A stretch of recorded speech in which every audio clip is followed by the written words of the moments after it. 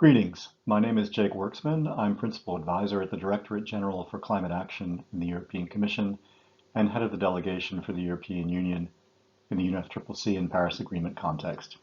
And it's my pleasure and privilege today to present the multilateral assessment for the European Union as part of the first multilateral assessment working group session of the fifth cycle of the International Assessment and Review for SB59.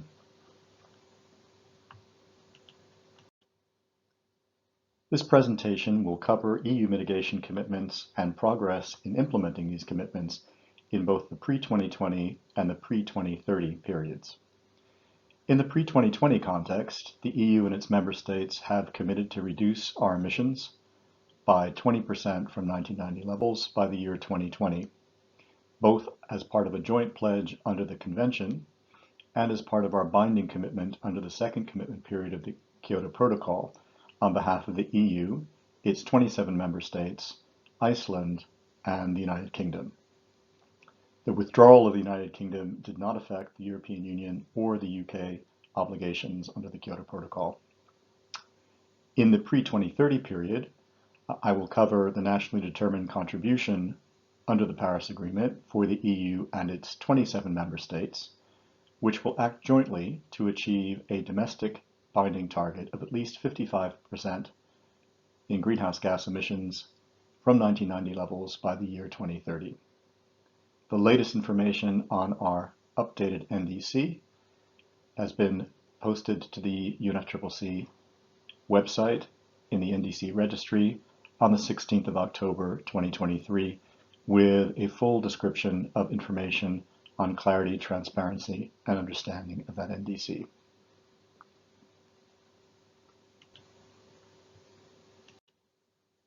As parties to the UNFCCC and to the Paris Agreement, and aware of the essential importance of transparency and accountability, the European Union and its member states have set up an internal reporting mechanism to ensure that we can fulfill our international obligations to reduce our emissions with ambition and to report on our progress with clarity. For both inventories and projections of greenhouse gases, the EU reports the sum of the emissions and removals of its member states. To achieve our targets, the EU implements policies and measures that have been agreed at the European level through EU legislation, as well as complementary member state domestic policies and measures. The reporting at the EU level is led by the European Commission, with the support of our colleagues at the European Environment Agency.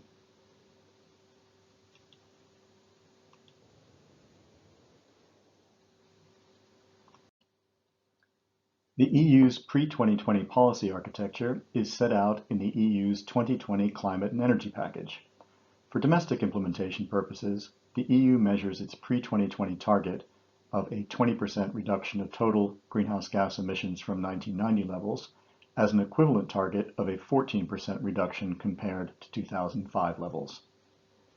During this pre-2020 period, around 40% of the emissions reductions were achieved under the EU's domestic emissions trading system, a legally binding cap-and-trade system directly regulating thousands of installations in the power sector and in energy-intensive industries across the EU. The balance of the emissions reductions have been allocated through targets in individual member states under the effort-sharing decision. This decision provides targets ranging from -20% to +20%, depending on each member state's GDP per capita. These effort-sharing targets were achieved through a combination of member states' policies, together with EU legislation, such as standards on CO2 emissions from cars and vans, F-gas regulations, and regulations on energy efficiency in buildings. The 2020 emissions reduction targets were supplemented by a binding target to achieve a 20% share of renewable energy, and a non-binding target of achieving a 20% improvement in energy savings. In the pre-2020 period, the European Union and its member states jointly overachieved our 20% by 2020 emissions reduction targets, registering instead a 34% reduction from 1990 levels. By 2019, 24% of these reductions have been achieved through the effect of EU climate policies. In 2020, emissions experienced an additional 10% reduction due to the global COVID pandemic.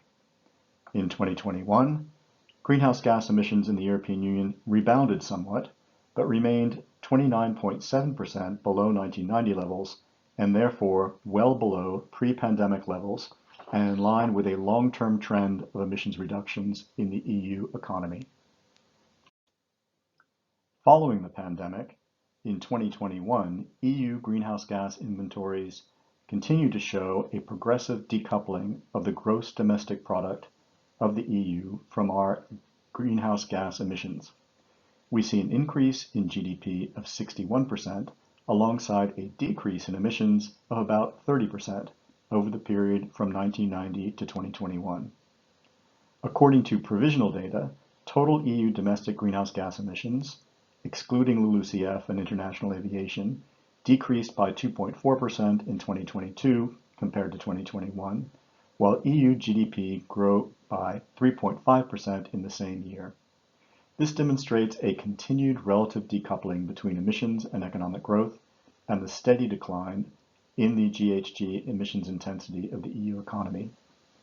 The main driver of emissions reductions over the past 3 decades was a significant decline in energy intensity, and to a lesser extent in emissions intensity, with an annual average decline over 1990 to 2020 of 1.3% and 0.8%, respectively. Despite this progress, more efforts will be needed to reach the EU targets and to be on a secure pathway to net zero by 2050. For these reasons, and to prepare to implement the Paris Agreement, the EU has continued to raise its ambitions since 2020 and has put in place the EU climate law that requires the European Union to be climate neutral by 2050. In 2020, the EU enhanced its original NDC from at least 40% to at least 55% emissions reductions from 1990 levels by 2030, again backed by a legally binding climate law. Again this year in 2023, the EU updated its NDC to be fit for 55 by including new key European Union policies and targets for 2030.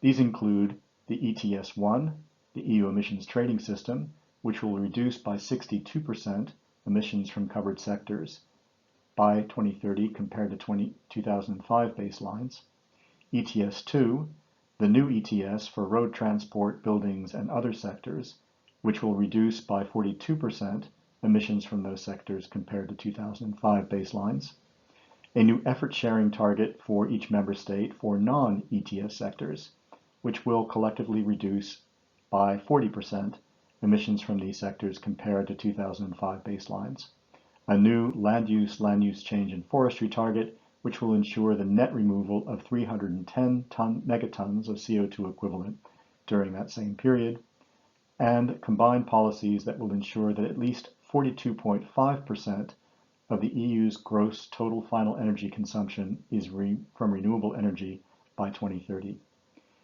And next year in 2024, the EU will begin work on its post-2030 target and NDC in response to the global stocktake.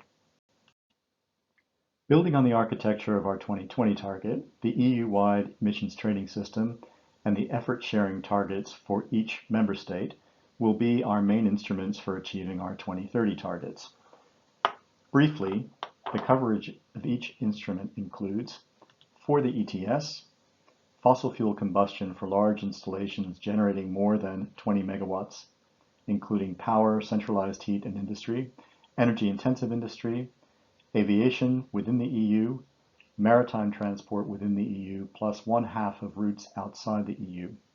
For the ETS2, fossil fuel combustion for buildings, road transport, and non-ETS industry that will put a price on emissions from these sectors as of 2027. The effort sharing regulation will continue to include agriculture, rail, and other transport, waste, and fugitive emissions from fuels and industrial processes. In the land use change and forestry sector, this will include bioenergy, harvested wood products. As demonstrated here, these policy pillars allow for a dynamic flexibility mechanism between them to help member states reach their targets under the effort sharing regulation in as cost-effective manner as possible. As under the pre-2020 architecture, under the 2030 NDCs, member states will have individual targets covering emissions in the non-ETS sectors, with wealthier states having more ambitious targets. And as has been stated previously, member states can achieve these targets flexibly, as emissions reductions in the non-ETS sectors can also be achieved either under the ETS or under the LULUCF regulation. Although the implementation of the 2030 NDC and of the EU climate law has only just begun, provisional 2022 data show that the EU's domestic greenhouse gas emissions continue to fall steadily. But not in all sectors. More mitigation efforts will be needed, particularly if we are to reach the 2050 climate neutrality goal. In particular, more efforts will be required in the buildings and transport sectors, as well as in the land use change, and forestry sectors, where the EU is not yet on track to meet its net removal target of 310 megatons of CO2 equivalent by 2030. To be on track, the pace of emissions reductions will need to accelerate to almost triple the average annual reduction achieved by the EU over the last decade. In sum, during the period under review, we've seen that efficient policies at the EU and at national levels have allowed the EU and its member states to cut emissions and to meet and indeed overachieve its 2020 targets.